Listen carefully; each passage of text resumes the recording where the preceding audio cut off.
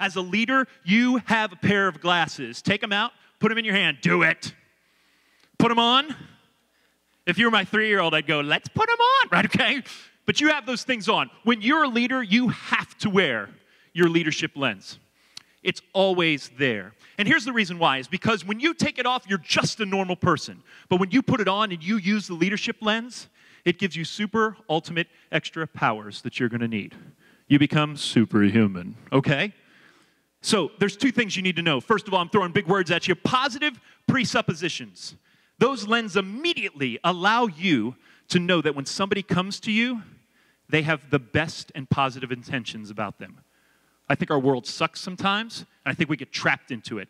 But anybody this week, this weekend, when you go home, when they come to you, they have only positive presuppositions. The second thing is that you can see other people's value. Prideful people miss out on the wisdom of others because they think that they know more than they actually do. Yeah? You thought about somebody right away. Hopefully it wasn't you. Prideful people are also unwilling to admit that they make mistakes. They miss out on opportunities to grow because they're hiding any of their failures, or they're placing blame on someone else because they want to make sure they just get credit for the good things. What is a wannabe?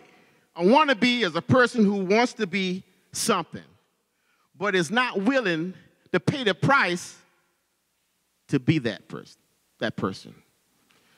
I hope you're not a wannabe, because wannabes are going nowhere. You got to be somebody that is actually working toward that particular goal. We serve the music. The music doesn't serve us. What does this mean? Very simply, it means you have to put the music first. Not the music ego things. What if I'm last chair? What if I go out on stage and I make a mistake? That's stuff that creeps into your mind when you're not focused on the music. You're going to be there for the music, and the music's going to be there for you. By setting an intention that says, I can look beyond what I'll get from music. Think about that for a second. I can look beyond what I'm getting from music and focus on really what you're supposed to be doing, and that's creating. Everybody puts their pants on the same way. What does that mean? One leg at a time, all right? What else? You know, he meant something by that was, I had to think about for a while. What do you think he meant? We're all the same. I should not be intimidated by someone else because they get up and they put their pants on the same way I do. Nor should I feel that I'm better than anyone else because I put my pants on the same way they do. How long does it take to gain credibility? I'd get a different answer from everybody, right? Probably 1 minute, 5 minutes, 2 days, a week. Could take a year to gain credibility as a leader. How long does it take to lose it? An instant. You got it. Just like that. Bam. You can lose credibility in an instant. And why is that? Why do you think that is? Why do you think that is? It's easier to go down than go up. People will remember that one bad thing you did over. You're absolutely right. So he said, it's way easier for somebody to remember something bad that you did than good. Right? So you could build and build and build a relationship and build it up. And the second you cross somebody or whatever, something happens sideways, it's gone in an instant. The ego, according to Sigmund Freud, which, mind you, you don't have to subscribe to all the things he says. There's some crazy stuff if you've studied him. But he did subscribe to a 3-part consciousness that we talk about. And that it actually didn't start with the ego, that little voice in the back of your head. It actually started with the id, way back when you were like 2 years old. You didn't really have that thought process going on like we know it today. You just said, my sister has a cupcake. That cupcake looks good. And your ego said, your id said, take it. And you said, sounds like a good idea. And you grabbed it and you ate it and you loved it.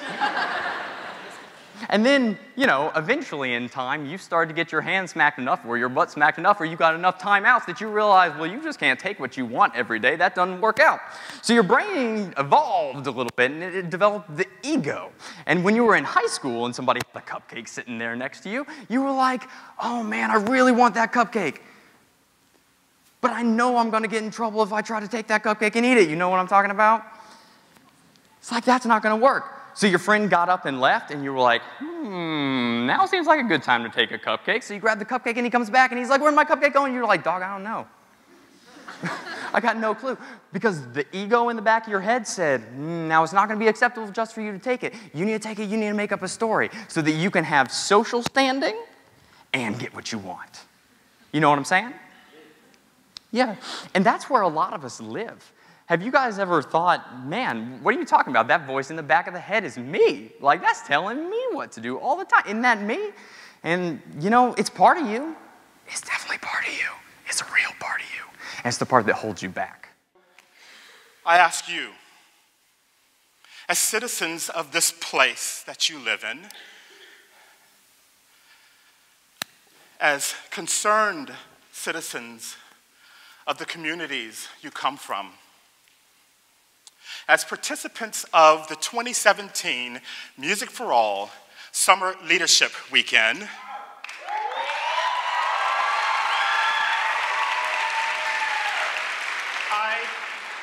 I ask you, what do you pledge